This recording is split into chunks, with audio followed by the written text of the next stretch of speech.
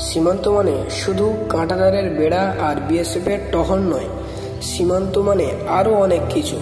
ভারত ও বাংলাদেশের মধ্যে ৩,৯০৯ কিলোমিটার দীর্ঘ স্থল সীমান্ত জুড়ে ছড়িয়ে আছে হাজার হাজার গ্রাম।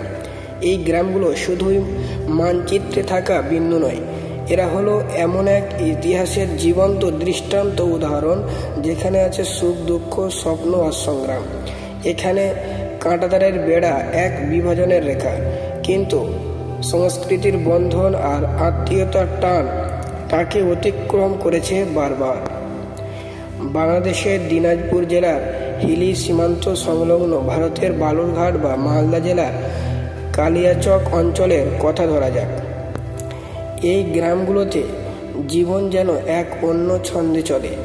কাঁটাতারের বেড়া এখানে শুধু দেশের সীমানা ভাগ করেনি, ভাগ করেছে একটি পরিবারকে, একটি গ্রামকে। দেখা যাক, কোনো এক বাড়ির রান্নাঘরে ভারতে আর উঠোনটা পড়েছে বাংলাদেশে। এমন অদ্ভুত পরিস্থিতিতে দুই দেশের মানুষজনের মধ্যে চলে এক নিরন্তর বোঝাপড়া।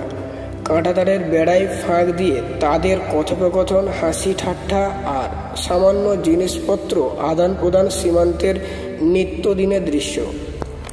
এই অঞ্চলের বাসিন্দাদের যাতায়াত বেশ জটিল।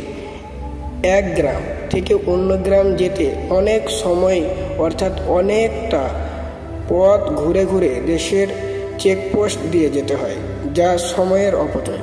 তবে এই সীমান্তের মানুষেরা এক বিশেষ পাস ব্যবহার করে নির্দিষ্ট কিছু এলাকার মধ্যে যাতায়াত করতে পারে, যা তাদের দৈনন্দিন জীবনকে কিছুটা সহজ করে তুলেছে। সীমান্তবর্তী গ্রামগুলোতে মানুষের জীবনযাত্রা অনেকটাই একরকম। এখানে কৃষি প্রধান জীবিকা, আর সেই কৃষিকাজ সীমান্তকে ছাপিয়ে চলে। চাষিরা প্রায়শই উভয় দেশের জমিতে চাষবাস করে থাকেন। গরু, ছাগল বা মুরগি, হাঁস প্রায়শই এক দেশ থেকে অন্য দেশে চলে যায়, যা নিয়ে তৈরি হয় নিত্যদিনের গল্প। এখানকার বাসিন্দাদের ভাষা, খাদ্যাভ্যাস এবং পোশাক আশাক প্রায় একই। বাংলা ভাষা এবং এই অঞ্চলের মানুষদের একই সূত্রে বেঁধে রেখেছে, অর্থাৎ একই রক্তের টান এই অঞ্চলে আজও প্রবাহমান। সীমান্তের এই গ্রামগুলোতে এখনও অনেক পরিবার আছে যাদের আত্মীয় স্বজনরা কাঁটাতারের ওপারে থাকেন।